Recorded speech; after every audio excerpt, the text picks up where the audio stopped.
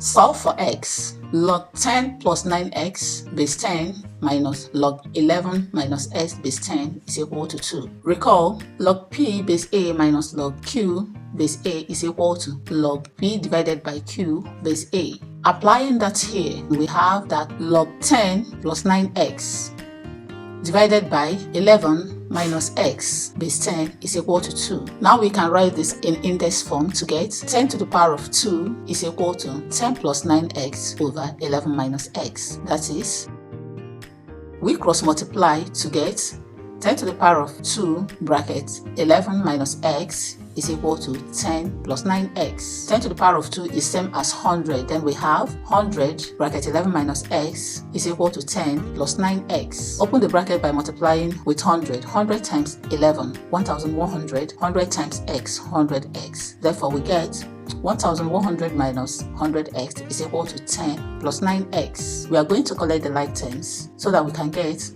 1100 minus 10 is equal to 100x plus 9x. 1100 minus 10, 1090. 100x plus 9x gives us 109x. Therefore, we get 190 is equal to 109x. Then make x a subject.